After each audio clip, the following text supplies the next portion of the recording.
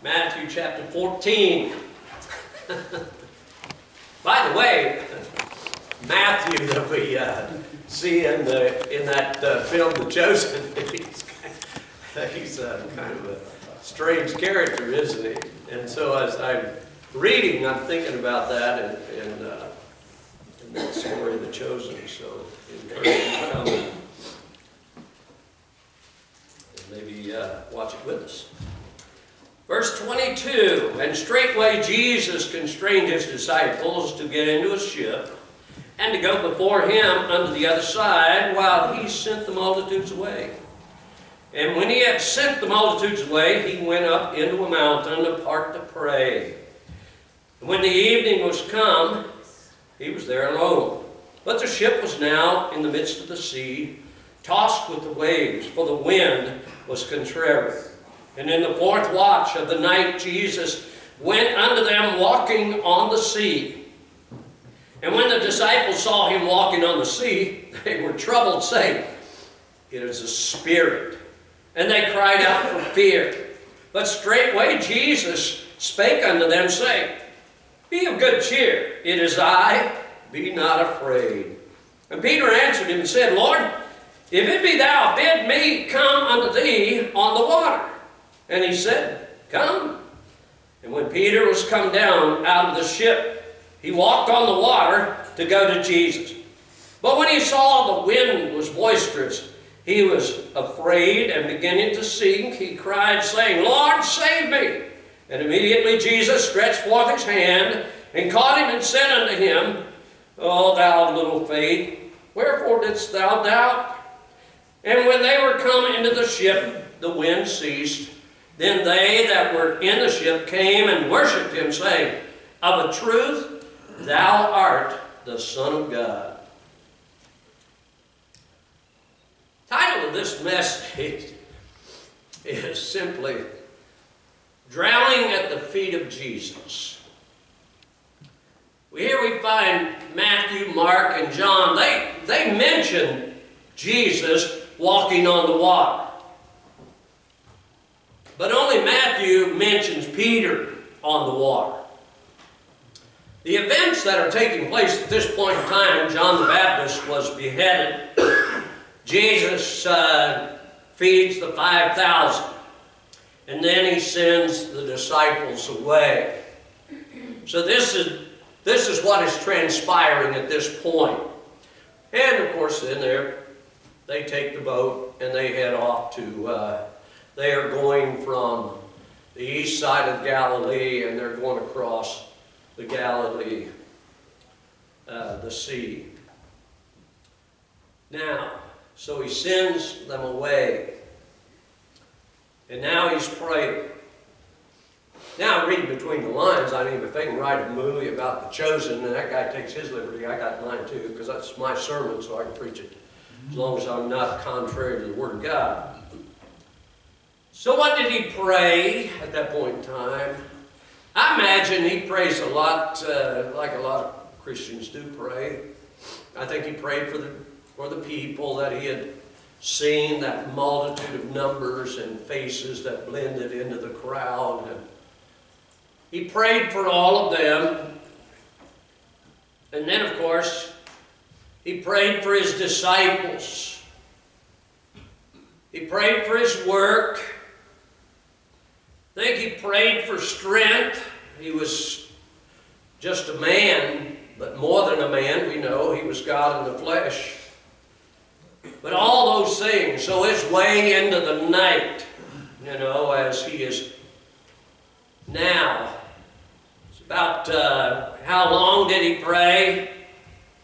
I think he prayed quite a while. Disciples, and in fact, as he had sent them away, and then, of course, it is the fourth watch of the night.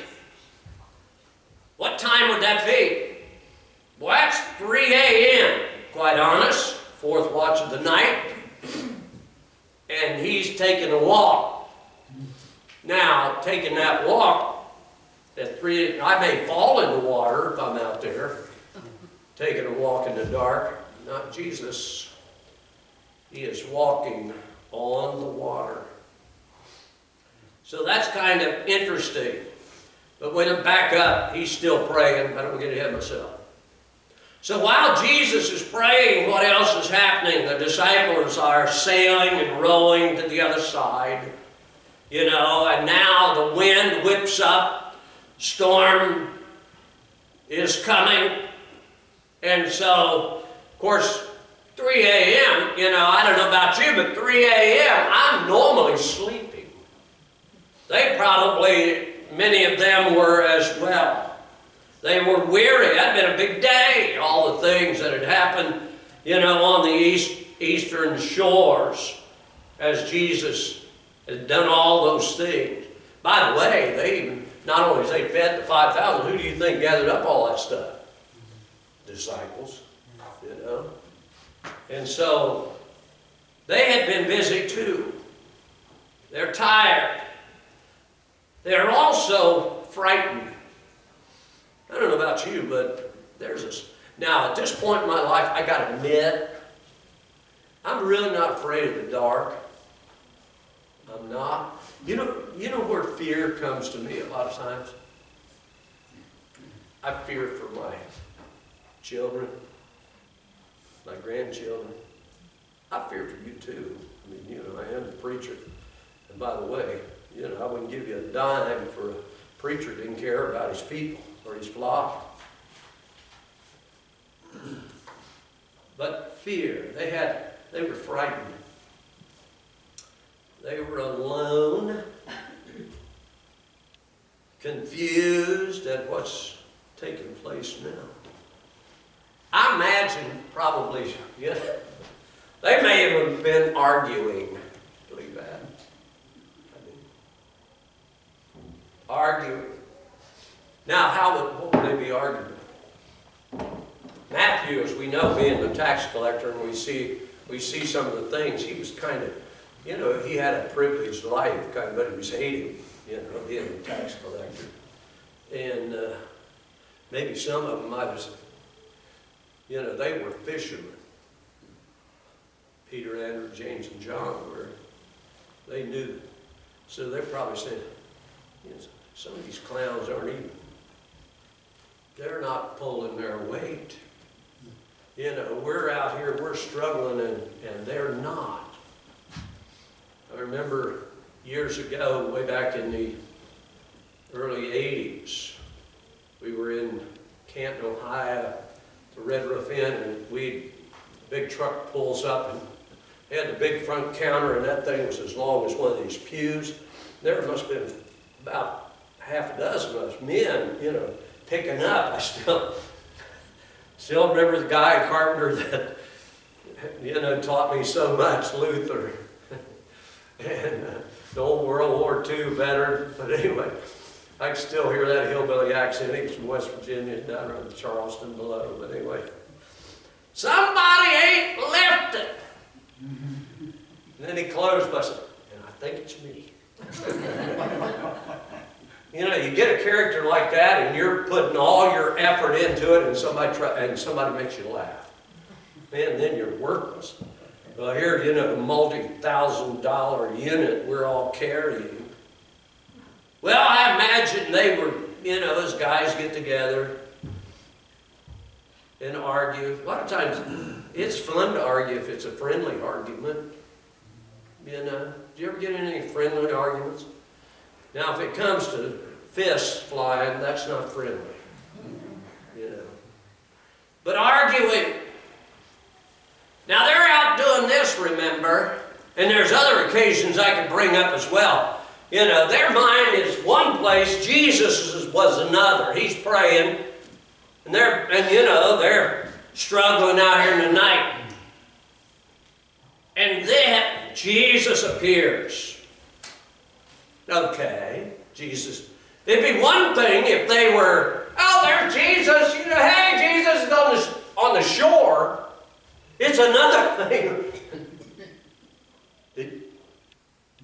Is that Jesus walking on the water? I don't think so. Simon, how much do you have to drink today anyway? some thought, no, that can't be. You know. But then it's maybe it's just a spirit or a mirage or your imagination, things you see. We have been tired and worked a lot, and after all this, 3 in the morning, but then they call out again. Is that you? Yes, it is. This Jesus. Now, I guess we could be scientific about it. Now, in that part of the world, I don't know that maybe, I really doubt that the Sea of Galilee has ever frozen over, but I'm certain it wasn't because they were out there in a boat rowing, or whatever. Was he defying gravity? I suppose. But he was walking. He wasn't floating. He was walking on the water. And then, of course, I don't know exactly what all they would be thinking, but amazed for sure. I'll tell you what, though. Now, I got to admit, I have never seen Jesus face to face. Growing up in, little conservative country churches for years, and I've heard those old preachers preaching. And I mean to tell you, man, and Jesus is coming. Jesus is coming. And I've heard that all my life. Jesus is coming. And he still hasn't come. So, they're all dead and gone, but you know what happened? Those that follow them, and I am one of them, and I'm picking up that same mantle like Elisha did from Elijah. And I'm still preaching Jesus is coming. Amen. Jesus is coming. But I believe a greater miracle than Jesus walking on the water is when I see him face to face as well, and we see him. When he appears for us, it will be a greater miracle than just walking on the water that day when he returns from heaven. The interesting thing about this, it's in the dark, all those things are happening. They knew him when he appeared. I think that's important. They knew Jesus. And he answers them. Be of good cheer, or be strong and courageous. I think of today and the Ukraine and those people, 44 million people that have stood and have fought the aggressor that has invaded their country. And I am amazed, and I appreciate, I think it was Pam that mentioned that as well, the Ukraine people. 44 million people. And I truly believe, being a student of history, this man, Putin, might as well, you go back 80-some years, might as well have been Adolf Hitler. Yeah. Or Stalin, same thing. Why is it that a country has 8 time zones, Russia does? They have 144 million people in that big country, and yet they feel that they need more. They need this country of 44 million people. A few years ago, they went in and they took the Crimea region, that peninsula that juts out into the Black Sea there. And nobody did anything about that. Now we've got those that want to stand back. I don't know. I don't have to make those decisions right now. I will say I don't have to make those decisions. So I'll just hold to that at this point in time. But I do believe we ought to pray. We ought to pray for these folks, for sure. What may transpire. By the way, has God ever answered prayer like that before? As invading armies? Well, you can go back to the time of Isaiah and Hezekiah was king. They carried all 10 northern tribes. He comes down Sennacherib and he surrounds Jerusalem. Hezekiah said, man, we got to do something. We need to pray. God intervenes. And they take off. They have to go because there's rebellion over in Babylon. They head that away. And God delivers Jerusalem at that point in time. Be not afraid. Be not afraid. Listen. Even the world may be crumbling around us, but the Lord still delivers. Amen. God still takes care of His own. So we need to pray for those people. And I will move on from that. They knew Him. Be of good cheer. It is I. They knew His voice. Be not afraid. You know, the interesting thing, people hear a lot of voices. A lot of advice. Now, I'll tell you what I'd do. You know, it's easy for us to get advice. Getting the right advice is something else. But Peter, he's something else as well. You know, in one sense, I mean, you know, I'm sure he was, at what his skill was, he was good. He was uneducated, for sure. And we know when Peter and John, there in the book of Acts, went into the, you know, was taken out of the temple for, you know, preaching, whatever. Thrown in jail, and then they got thumped and then kicked out. And what did they say? They realized they were ignorant and unlearned men. Well, the truth of the matter is, folks, we are all ignorant. We're all ignorant about a lot of stuff. But I am smart enough to know that if what I don't know, but I can find somebody, I am terrible when it comes to a computer. Terrible. I would have left school 5 years before I did, and I told the superintendent this as well. Now, I was a pretty good teacher, but I was terrible when it came to computers. They gave me this iPad, and what am I supposed to do with that? But they gave me also a Tommy. Believe me, Tommy knew the iPad. And I didn't have to know the iPad. All I needed to know was Tommy.